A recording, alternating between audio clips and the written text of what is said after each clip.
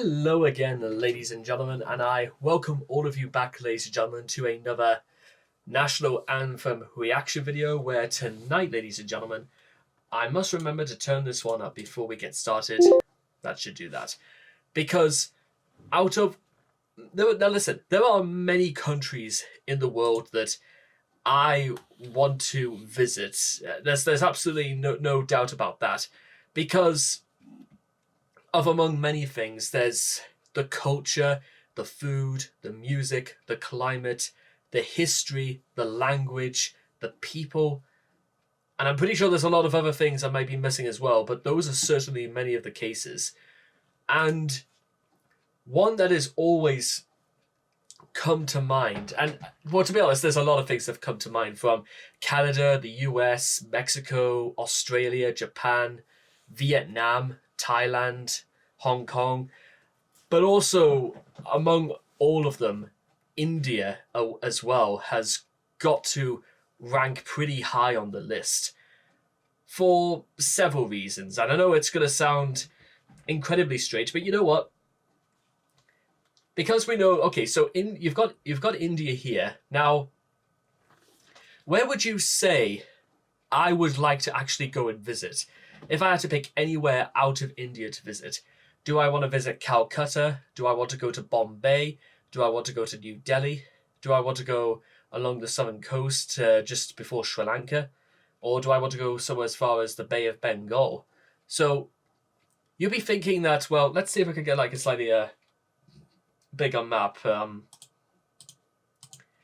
You might be thinking I was like interested in any of those places. And technically you are right, there's a lot to be explored and there's certainly a lot to see. But if I am being completely honest, there is one region of India in particular that I want to visit more than any other. And that, ladies and gentlemen, is sort of around about here.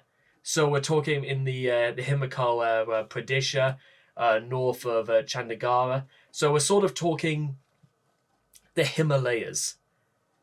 Yes, ladies and gentlemen, you heard me right. The Himalayas is the one region of India that I want to reach more than any other. More than Bombay, more than Puducherry, more than West Bengal, Bihar, and of course you've got, what did I say Calcutta was? I know it's like round here somewhere. And we're sort of talking, well, we're talking north of Delhi, not quite in Punjab because that's sort of a little bit more northwestern. So we're talking like between that and the border with Pakistan. We're sort of more talking like around here, and it's almost bordering on China, not round Nepal, or around Kathmandu. That's a little bit too far south. We're talking basically round about here. Just before Kashmir and before Ladakh as well. So round about there, round in the Himalayas. And I don't 100% know if Chandigarh is technically counts as the Himalayas, but this, ladies and gentlemen, northern India is where I want to go. Why? Because, believe it or not, ladies and gentlemen, one of the so something I've kind of like never thought to like explaining a little bit between well, that's the reason why Kanchenjunga, Kanchenjunga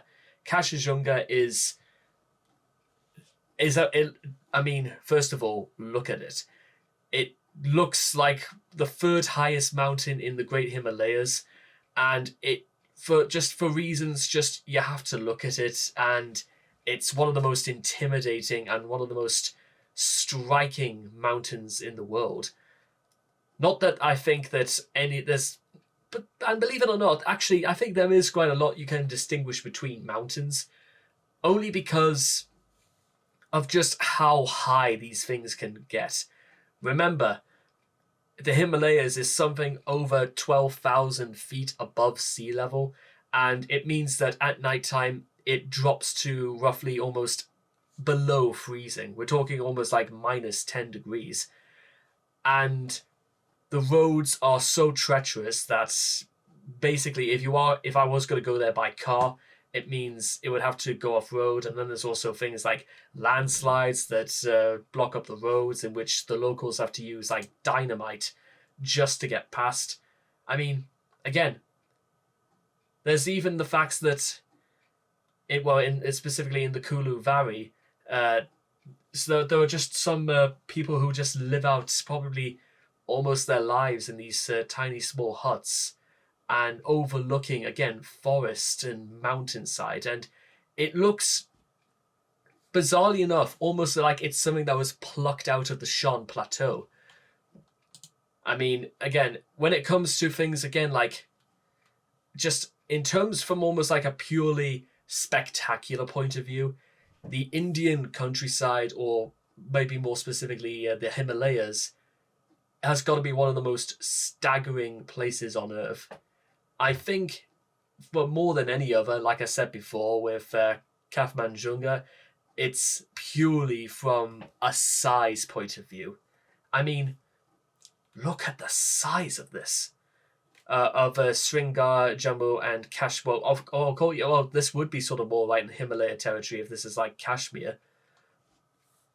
But just how can you get your mind around exactly, like, how many thousands of years do you think vegetation has been growing upon these mountainsides? How many generations do you think have possibly gone past places like this ancient fort of a Salama, or how often do you think places like the Imphal Manipur, which is this canal near Logtak, how many thousands of generations of farmers or just residents have sailed down this river or just live near places like this? I know there's a lot of things to be said that India in the countryside can't be any safer, or there's a lot of things to be said about whether or not it's safer to live in the countryside than it is to live in more urban environments. But then again, I've lived so much of my life roundabout in like rural, in what I like to call rural suburbia. But this sets something quite different apart. It's the fact that a lot of people associate a lot about Indian metropoli with thousands and thousands of people looking to buy, looking to sell, looking to go to work, looking to sell their wares in the street, looking to sell, beads or flowers or things like diced mangoes, and coconut oil, and they would just line up in the streets all day long selling their wares and all the rest of it. But then, of course, there's places like these, the Varanasi River. Well, where men just come for morning prayers, and again, we're talking people reciting ancient Hindustani and worshipping God, worshipping Allah, worshipping Buddha. It almost seems like just an ideal place for people to come and worship. And again, in places like this, you would be forgiven in thinking that India is possibly one of the most calm and relaxing places on Earth. But let us not forget, ladies and gentlemen, that it's not all quarters of India are as equal, as I'm sure many of those who've ever lived or seen India for their own eyes will probably know, because we have basically things like, rickshaw drivers are still... I don't exactly know or have any reference for how old the profession of like rickshaw drivers has actually been, but it certainly must have been for thousands of years, because I heard that the only reason why these considered is because some people consider it vulgar to walk. But you got to also think that some of these people, that when they're pulling at the rickshaws literally for days at a time, how they can have any strength left whatsoever, because it's not quite as easy as it sounds when you're trying to pull along so many people at once. And of course, that I do happen to know some very specific Hindustani phrases that some people that do shout at the driver, which I will not be repeating for the sake of this video. But I think for those who do know or who have ever ridden in them before will be familiar with these sorts of phrases. But bear in mind, there are worse things to see if you're outdoors, like, birk trees across. I didn't even realize you could even get birk trees across like the Himalayas. Because like I said in a previous video, it's like once you've seen one tree, you've seen them all, but not quite like this one, and not quite like in a background like this. If you were to tell me where this was, I would have said this was almost like in Italy, perhaps, but no, it's Indian. And then, of course, just montane vegetation, they call it. But it looks beautifully on.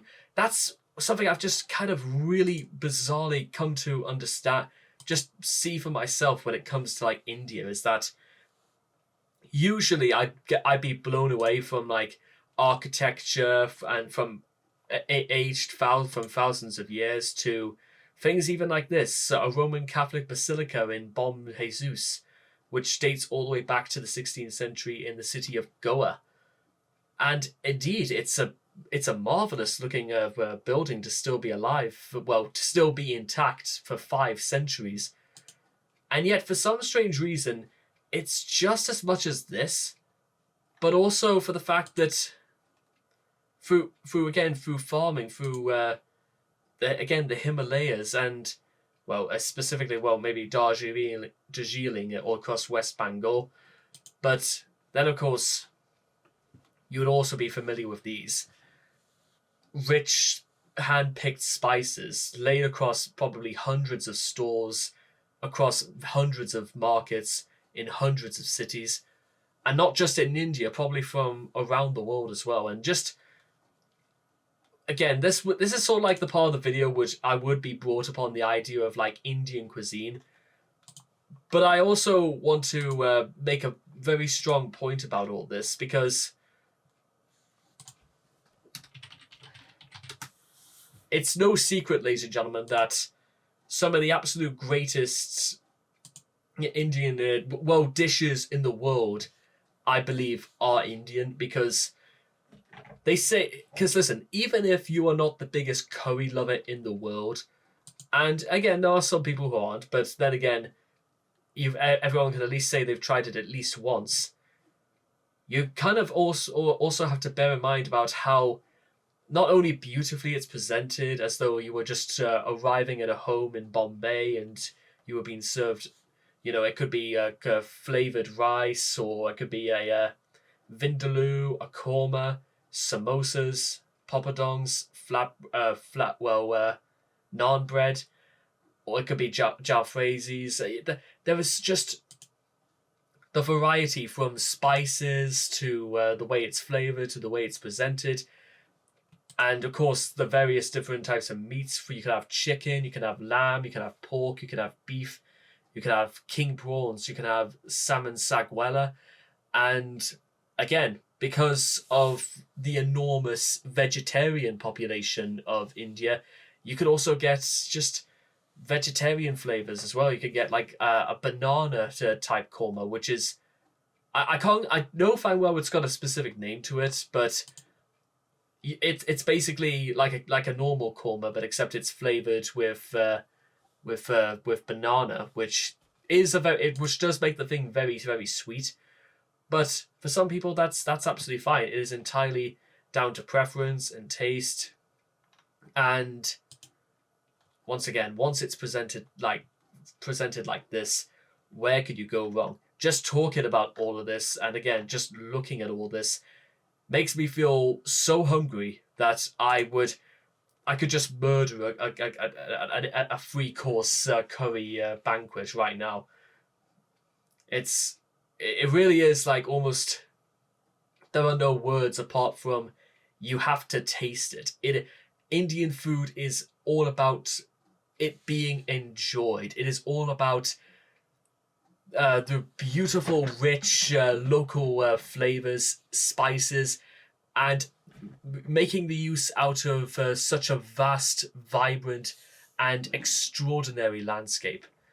And when we come to, again, things like just in terms of where we are and how far we've come, just here's a short little limit of statistics as well. And again, this isn't just getting out of things like India's fantastic reputation, or with cricket, and how important the sport is to their country, and not just about the fact that because they've just recently held the ICC Cricket World Cup,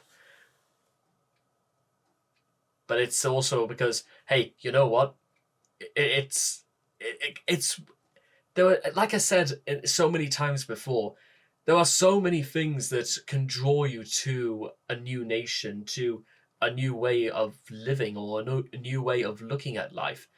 And ironically, I spent so much time talking about the Himalayas, I basically almost had my head in the clouds about everything else that India has to offer. And before we continue, India, officially known as the Republic of India, is a country in South Asia, and it's the 7th largest country by area and the most populous as of June 2023, and from the time of its independence in 1947, and the world's most populous democracy, with a population of just under 1.5 billion as of 2021. And because of trade, its gross domestic product is estimated to be 3.176 trillion US dollars. And that's about... Now, I do also understand about things that it might not be considered like even the best economy in the world, because I think like Norway still holds that record for financial stability. But then again, you also can't get away from things like, again, everything else I've mentioned, including everything else I haven't mentioned, from monuments like the Taj Mahal or its national park, its wildlife, elephants, tigers, leopards, jaguars, tigers. I don't think lions are indigenous to India, but I know there's got to be like all. But okay. I know we've been here for a very long time now, but when it comes to doing like the translation for this video in Hindustani, there's going to be a lot more things I want to cover, and more things I want to cover in more detail, just to do India some justice. And with all that being said and done, it is time, ladies and gentlemen, because please stand for the national anthem of India. Thou art the ruler of the minds of all people.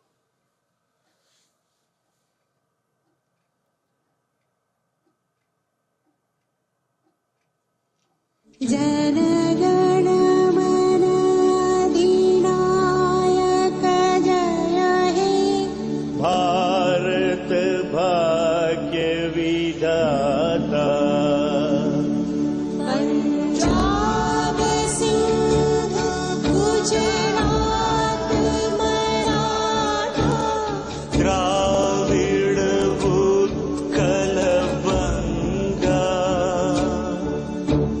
Vindhya Himachal Yamuna Ganga Uchal Jaldi Taranga Tav Shubha Naam Jage Tab Shubh Aashish Mange Gahe Tav Jaya Gatha Jana Gana Mangala Nayaka Jaya He Bharat Bhagya Vidhata Jaya He Jaya He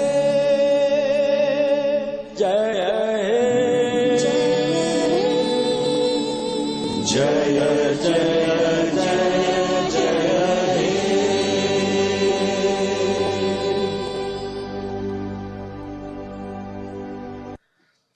And there we have it, ladies and gentlemen.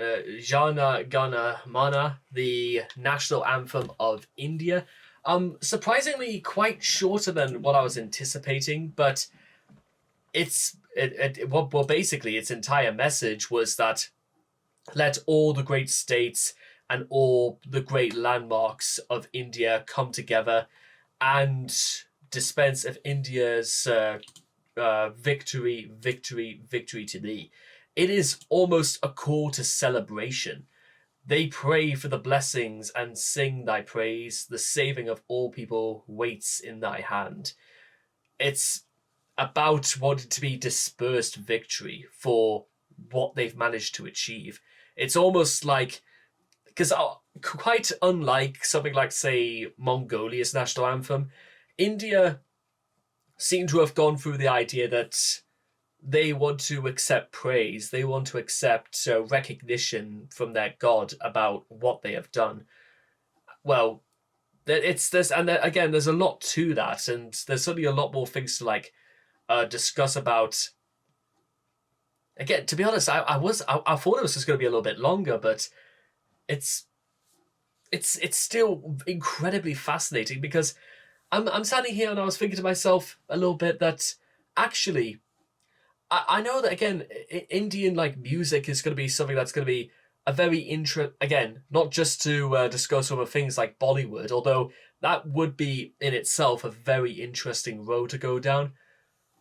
But also, again, it almost seems to leave a lot of things in mystery, or a lot of things in question about and sing for the saving of all peoples waits in thy hand. Is it saving from themselves, damnation? It'll be interesting to know exactly what the idea of saving of all people. Probably maybe it's got something to do with probably more with religion, or about there's got to be something a little bit more into that as well. I do apologize if this part of the video if there's anybody from India who happens to be watching this and thinks that this part is a little bit vague, I do apologize. Usually we just sort of want to get a very generalized grasp about things, and then we can develop ideas. So I will just want to end this by saying, from one of the richest, diversest, and one of the most extraordinary lands on earth, it's going to be an absolute honor to go into more, because I am not done yet. No sirree, no. So anyway, I hope all of you guys have enjoyed this reaction video to India's national anthem.